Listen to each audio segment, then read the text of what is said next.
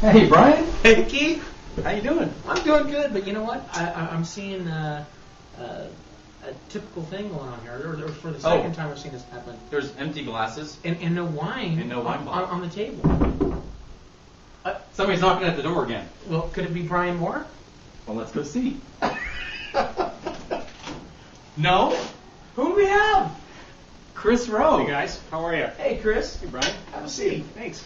Chris Rowe. I heard you were thirsty today. It's Friday, right? It is Friday, and we are thirsty. Excellent. We did have a PBR before, but I'm very thirsty for some wine. And you know what? Just so we get things rolling right. I'm Keith. I'm Brian. Chris. And this is DenverWineGuy.com. Chris is with Old Bridge Cellars, big import company out of Australia. Australia. Yeah, 100%. 22 small family wineries we pull out of Australia every single year. The list keeps growing, but I think we're going to stabilize for this year and concentrate on what we have. How many labels?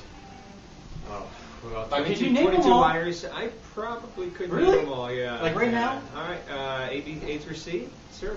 Do you want to go for it? Yeah.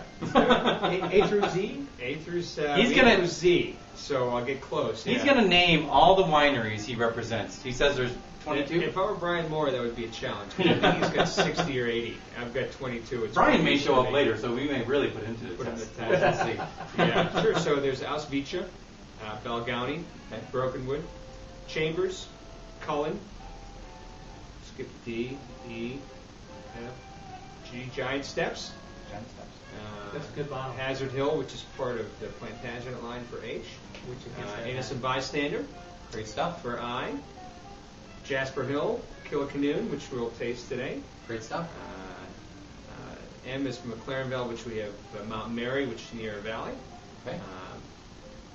There is no N, O, 0, P, Plantagenet, as the aforementioned wine. Plantagenet, before. don't know it.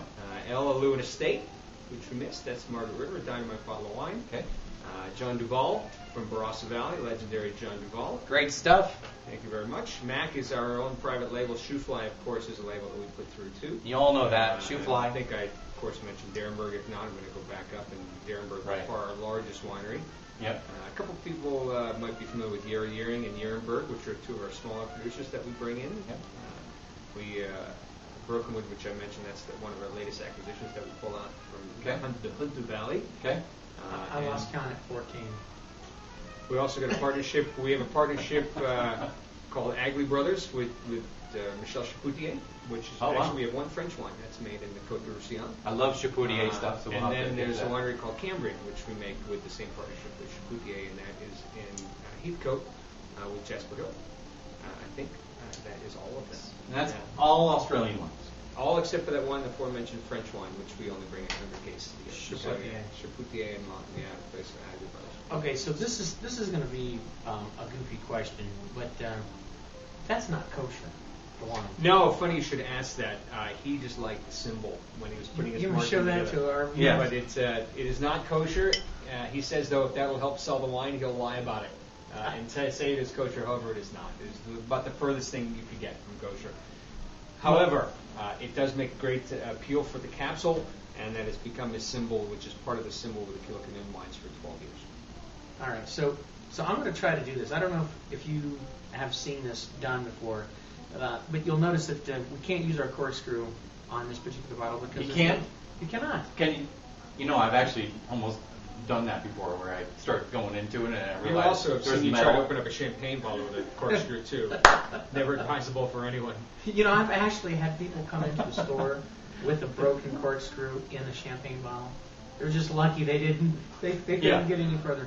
But no, what I wanted to try to do here today, since we're not going to use the traditional corkscrew because it's a still vin closure, I'm going to attempt to do what I've heard in restaurants now to try to romance the opening of a still vin closure. You go for it. Let's see. I'm left-handed, so you're supposed to do this as a right-handed person. I think he's trying to show his guns. I'm not really sure. Notice it didn't work. It's supposed to, the threading on this is supposed to be the length of your forearm to your palm. Now, 15 years ago, not a problem.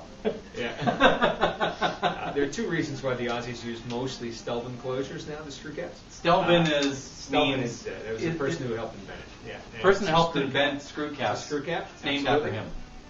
There are two reasons. It is First of all, the the bottling lines are much more plentiful, so people can use them. And number two, Right. it's a hell of a lot easier to open in a car than it is with a cork. Right. Brian got that. Right. It took a little time for you. And Everything takes time for me. Absolutely. That'll come to you by next Friday. I'm older than Yeah. you guys. Come on. A tad senility is setting in. Right, I don't know. A tad, yes. So I'm going to show this to the folks. Yeah, this is one of our latest acquisitions. A partnership we put together in last year, it's June 2008, and we came to a 10-year contract with these guys to be the exclusive importers, as we are with all the wines. that we bring in. Kilikanoon. Kilikanoon. Kilikanoon, and the vintage is 2006 Shiraz. okay. 2006 Shiraz. Kevin Mitchell. Go ahead. 100%. 100% Shiraz. Okay. Kevin Mitchell and his father Mort, partnership between the two for the last 12 years. Robert Parker has gone as far to say, as he is the one of the most brilliant winemakers in all of Australia. Not a bad No. thing to put in your bag. We respect Parker. Parker, wine advocate, it's called. Actually, that's his website. I think robertparker.com. But he's a guy a big critic out of New York area that loves wine and has that publication that comes out and goes around the country and the world. And so he's a lot of you probably know him. So Fairly influential critic. He is. However, most of the Australian It wines, sells actually wine. all the Australian wine, is done by one of his contemporaries, Jay Miller, and has been for the last 3 years. He's got several people who help do reviews for him. Jay Miller does the Australian for him. Okay. A very respected writer and critique as well, and fortunately a big fan of our wines too. And That's a good didn't Tanzer also give us 90 points? Quite frankly, Kilikanoon is small enough where Parker was the only reviewer for the first 10 vintages, that most of the wines didn't go out to any critic except for Robert Parker. And in 2008, that changed. We've actually put it out to Tanzer, Wine Spectre, and Wine Enthusiasts to get a little bit more broad appeal to it. But with the small production there, the initial thought with Kevin Mitchell, the owner and winemaker, was that he just didn't have enough to get out to too many critics and disappoint people if he couldn't get the wines to them. So it's been much broader. So the reviews that we get for this 2006, the 90 all came from Parker. In 2007 releases, you'll start to see a little bit more broad appeal in terms of other critics getting their hands on the bottles of wine.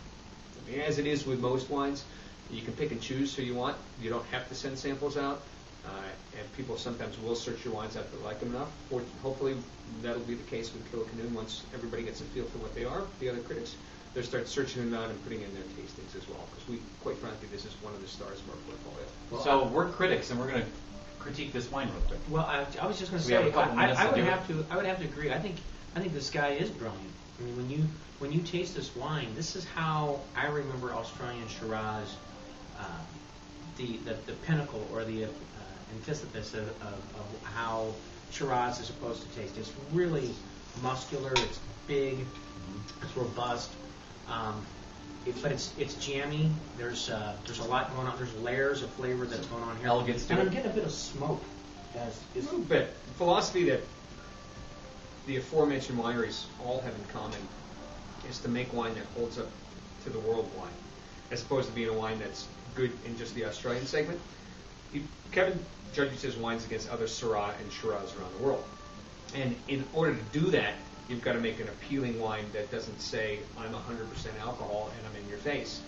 He harvests grapes early to keep acidity in the wine. We talked about elegance and grace. You're going to get that in this wine as well. But he has a lot of fun, too. I mean, he wants a wine that jumps off your palate, a wine that you're going to appreciate for everything that it has going to it, a wine that you'll have some fun with as opposed to a wine that may not excite you in more than one way. And I'm going to interrupt.